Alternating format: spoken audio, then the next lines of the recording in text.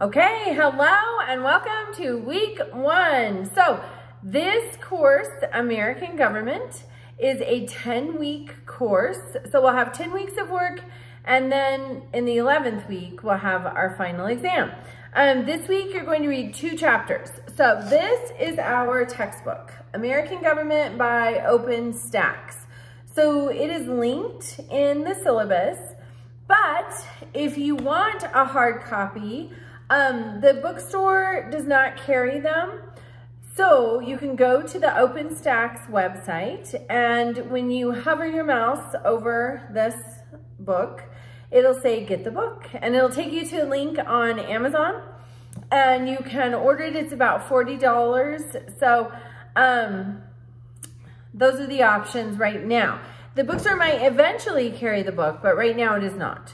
So you're going to read chapter 1 and chapter 3. They're available for free through the link in the syllabus, or if the link's not working, you can go to OpenStax and find it. It's American Government, 3rd edition.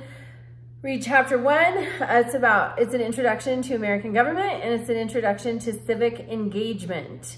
So civic engagement is very important. It was designed to be a priority by the framers of the Constitution and the founders of our country. Especially here in Colorado, we have a caucus system.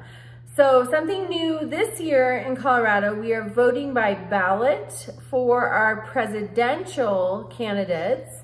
Those ballots are due by 7 p.m. to your polling place on March 5th, which is Super Tuesday. It's called that because that is a day that many states have their presidential primary elections. So make sure you vote in that. But also in Colorado, we have a caucus system.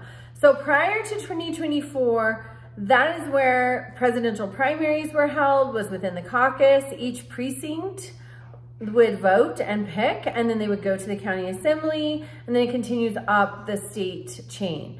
So we need to be sure that you are participating. Make sure that you vote by ballot in the presidential primary, which is March 5th here in Colorado.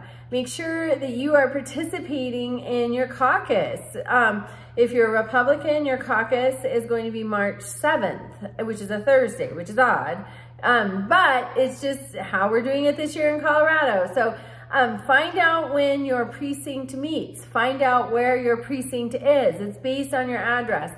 Participate, go. This is where you'll hear about all of the candidates in your area who are running for district attorney. If you're worried about the crime in your area, if you're worried about how crime is handled in your area, you need to go to your caucus meetings. This is where you'll pick your representatives for your, for the state and also nationally. These things matter. These people make decisions that impact every single facet of our lives, no matter who you are.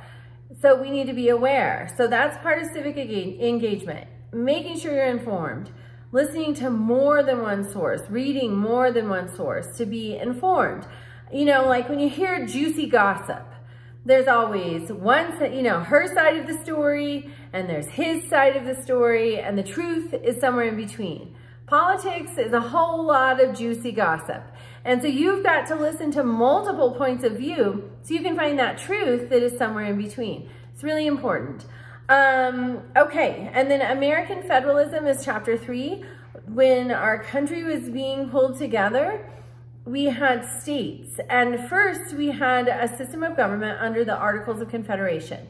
That's what governed, through the War of Independence. And after. The states had tremendous power. They had enough power, and the federal government was weak enough that the government couldn't get any traction. So then we come together with this system of federalism where we're going to make the federal government stronger so that it can function, it can levy taxes, it can go to war, it can function. Alexander Hamilton was a huge proponent of a strong central government. Thomas Jefferson, author of the Declaration of Independence, was not. So you're going to learn about that. At the end of each chapter, there are critical thinking questions. For chapter 1, you're going to answer question 12, 15, and 16 with at least 3 complete sentences for each answer. For chapter 3, you're only going to answer question 20. but it's based on 3 systems of government: federal, unitary, and confederation. I want 3 complete sentences for each system. There's also a quiz, so reach out to me with questions and have a great week.